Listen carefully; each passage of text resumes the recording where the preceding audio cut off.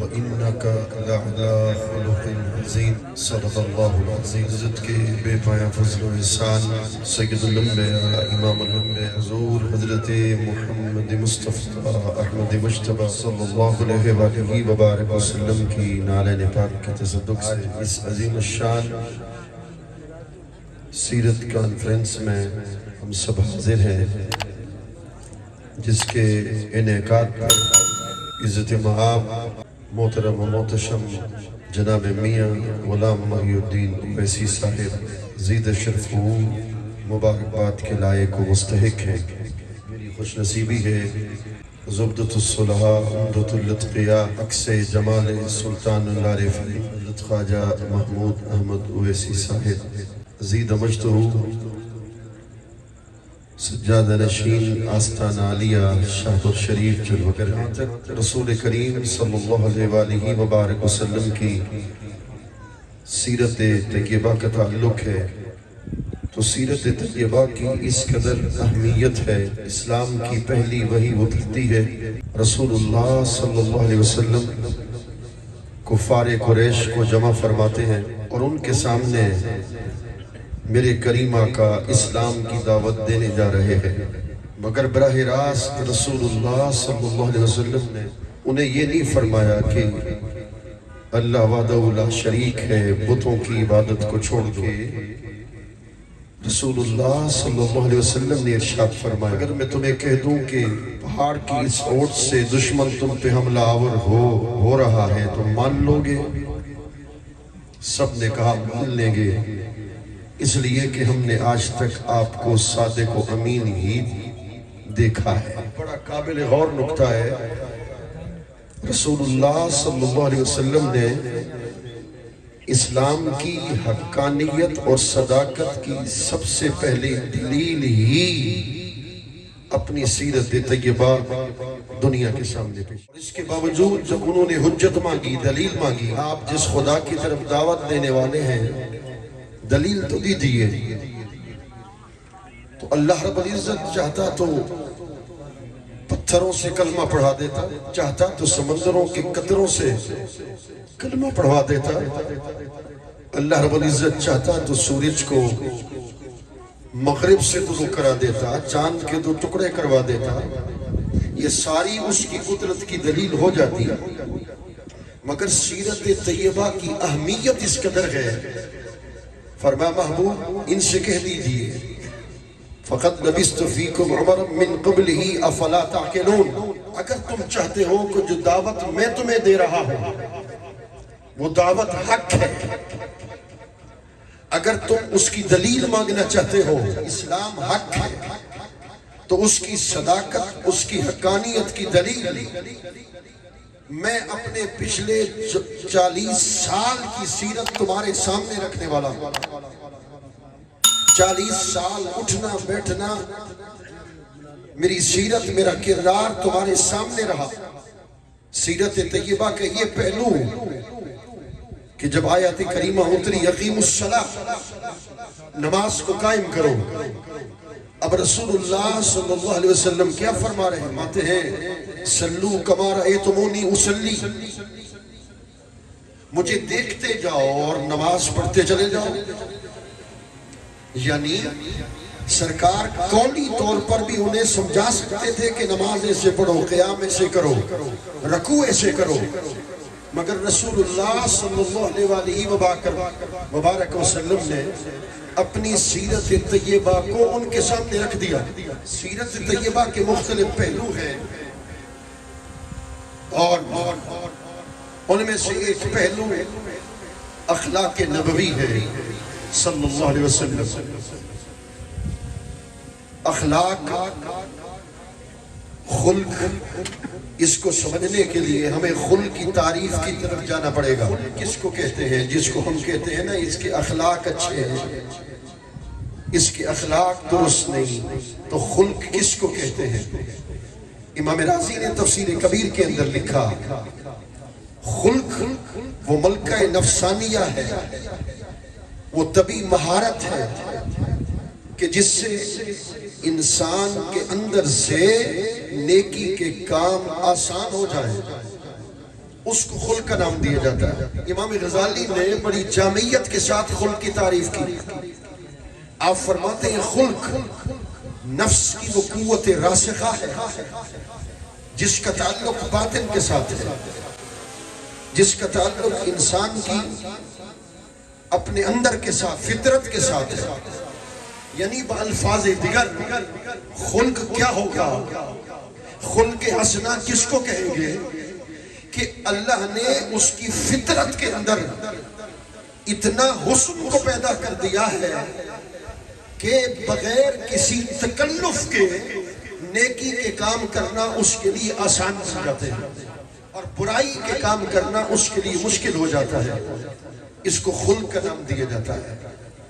حاضرین محترم، خلق دو چیزوں سے حاصل ہوتا ہے، ایک قوت علمیہ سے، ایک قوت عملیہ سے۔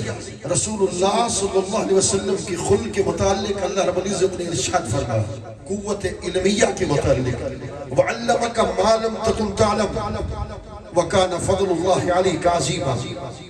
آپ جو نہیں جانتے تھے اس کا علم آپ کو عطا کر دیا، یہ آپ پر اللہ کا فضل عظیم ہے۔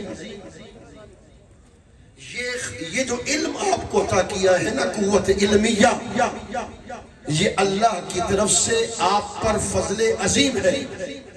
ایک ہے حضور کی قوت عملیہ، اس کو قرآن نے بیان کیا، وَإِنَّكَ لَعَلَىٰ خُلُقٍ عَظِيمٍ، بے شک ضرور بضرور آپ خلق عظیم پر فائز ہیں۔ ذرا اس جملے پر غور کرنے کی ضرورت ہے۔ جب حضور کی قوت علمیہ کی قرآن بات کرتا ہے تو اسے فضل عظیم سے تعبیر کرتا ہے۔ جب قرآن سرکار کی قوت عملیہ یعنی اخلاق کی بات کرتا ہے تو پھر اسے خلق عظیم سے تعبیر کرتا ہے۔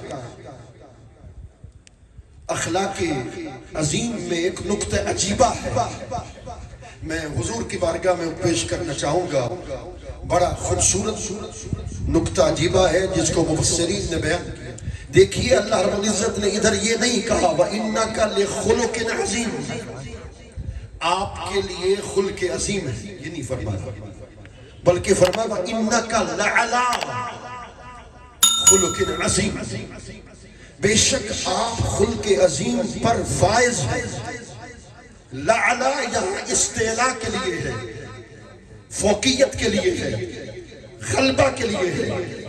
محبوب آپ خلق عظیم پر حاکم ہیں، جیسا کہ کہا جاتا ہے فلان رکب علی الفرس، کہ فلاں بندہ گھوڑے پر سوار ہو گیا۔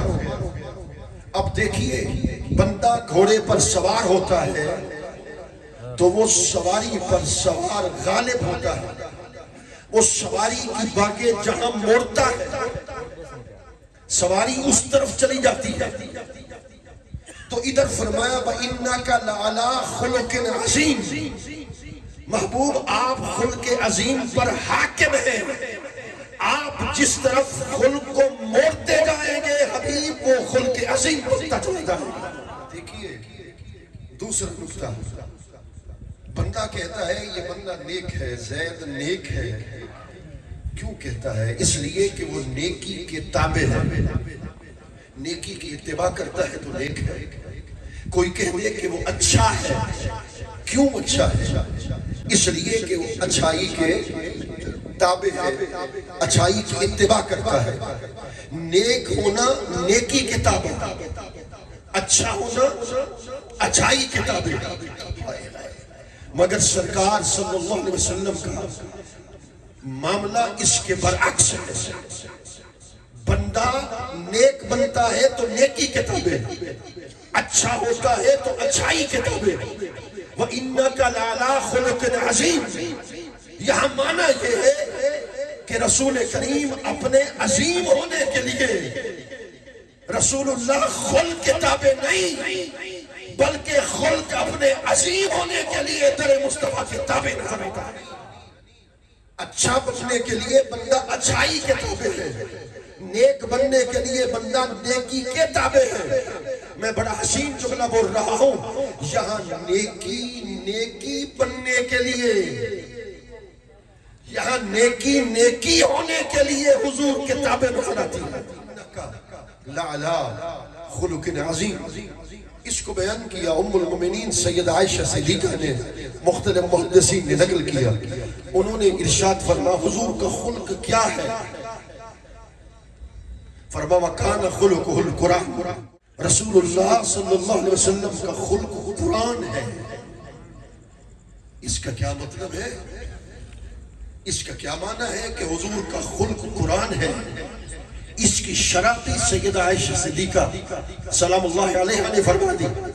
آپ نے فرمایا وہ جو میں نے عرض کیا تھا کہ فطرت کے اندر خلق حسنہ ہوتا ہے، اس کا پھر اظہار اما عائشہ کی اس تعریف سے لگے گا کہ حضور کا خلق قرآن ہے۔ اس کا کیا مطلب ہے کہ قرآن جس سے راضی ہوتا ہے فطرتی اعتبار سے حضور اسی سے راضی ہوتے ہیں۔ قرآن جس سے ناراض ہوتا ہے طبی اور فطری جبلتی اعتبار سے حضور صلی اللہ علیہ وسلم اس سے ناراض ہوتے ہیں۔ قرآن جس سے ناراض ہوتا ہے، اللہ رب العزت نے ارشاد فرمایا خُذِ الْعَفْوَ وَأْمُرْ بِالْعُرْفِ وَأَعْرِضْ عَنِ الْجَاهِلِينَ۔ اللہ رب العزت نے ارشاد فرمایا معذرت کرنے والوں کی معذرت کو قبول کیجئے، نیک کام کرنے کا حکم دیجئے، اور جو نادان ہیں ان سے رخ انور کو موڑ لیجئے۔ اب سرکار نے حضرت جبریل سے فرمایا اس کا کیا معنی ہے؟ اب یہ کیسے ہو سکتا ہے کہ جس پر قرآن نازل ہو رہا ہو وہ قرآن کی مراد کو نہ جانتے ہو؟ دراصل معنی یہ تھا کہ حضور چاہتے تھے کہ اس کی تفسیر خود خدا کر دے۔ جبریل امین عرض کی مجھے رب کے پاس جانا پڑے گا، فرمایا جاؤ، واپس آئے، عرض کی ان اللہ یامرک ان تصل من قطعک وَأُعْطِيَ مَنْ حَرَمَكَ وَتَعْفُوَ عَمَّنْ ظَلَمَكَ۔ اے حبیب، اللہ نے آپ کو حکم دے دیا ہے جو آپ سے قطع رحمی کرے آپ اسی سے صلہ رحمی کر دیجئے، آپ سے تعلق کو توڑے آپ اس سے تعلق کو چھوڑ لیجئے۔ اور دیکھیے اس کا اظہار، معافی کا اظہار فتح مکہ کے موقع پر ہوتا ہے،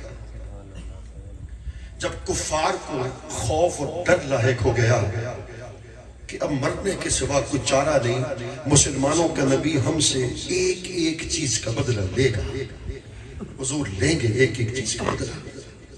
ڈرنے لگے، کانپنے لگے۔ رسول اللہ صلی اللہ علیہ وسلم نے ارشاد فرمایا آج کے دن انتقام کا دن نہیں ہے۔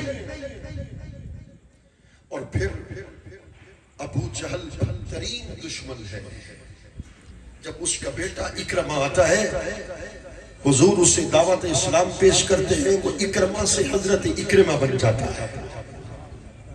حضرت صفوان بن امیہ رضی اللہ تعالیٰ عنہ، معافی کی اس سے مثال جس پر میں تقریر کا اختتام کر رہا ہوں، معافی کی اس سے بڑھ کر مثال شاید کوئی اور ہوگی۔ یہ وہ شخص ہے حضرت صفوان بن امیہ جس نے رسول اللہ صلی اللہ علیہ وسلم کو شہید کرنے کے لیے مدینہ میں ایک بندے کو بھیجا، حضور کو شہید کرنا چاہتا تھا۔